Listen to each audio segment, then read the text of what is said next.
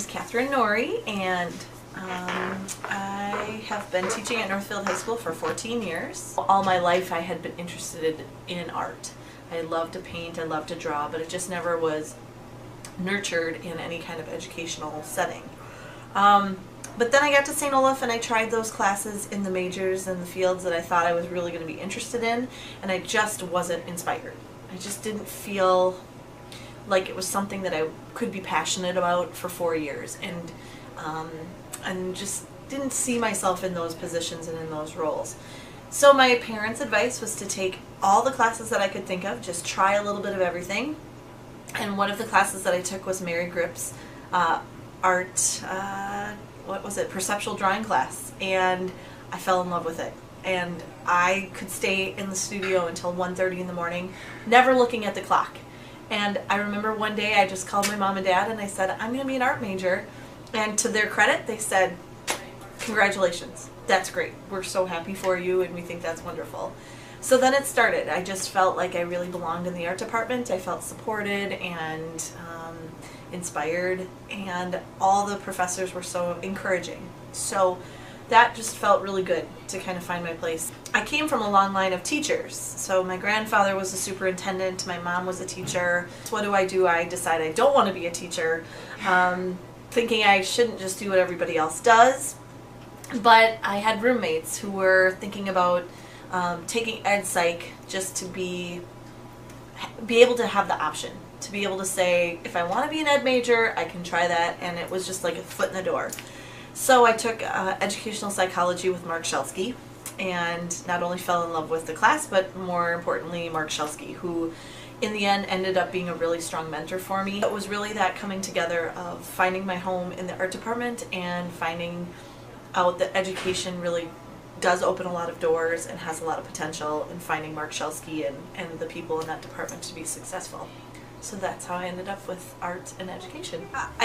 Part of St. Olaf is great because it led me right into student teaching. So to complete the licensure, I had to student teach, and I was placed in Lakeville with Pam Torrey, who was in a department of 3 teachers. So not only was I student teaching with Pam Torrey, but I really was student teaching with Lori Johnson and Christy Meisner. So there were 3 women who all took me under their wings and all showed me different ways to be a good teacher and different ways to interact with students. And I feel like I got a very comprehensive look at what a successful, large art department in Lakeville could look like. And then I also had an experience at an elementary school. It was a great experience, but it was one that really solidified that I wanted to be at the high school level. There's great advantages. It's always different. It's always new. I have the complete ability to change what I do all the time. I may have to teach line or contour or composition or color mixing or color theory, but the way I teach it is completely up to me. Creative independence as a teacher is pretty amazing. It's wonderful to be able to use your own imagination to come up with things that students might really love. A lot of times I think that teaching art is the very easiest part of my job, and that all that peripheral stuff is what's hard. As a professional, to have the support of your colleagues and your administrators and your community, it really helps build your program. And whenever there's any kind of budget cuts in this community and they say maybe orchestra or maybe visual arts, there are huge supporters who come out and say no.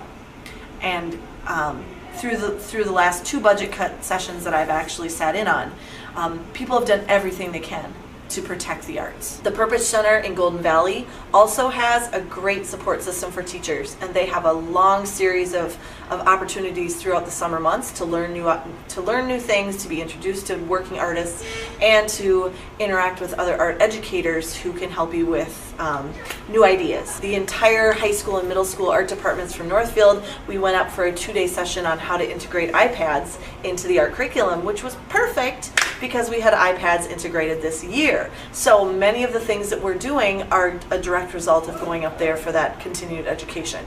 So summers, pretty amazing for self-development artistically and for classes, taking classes. Catherine Norrie gave insight on one way to become an arts professional.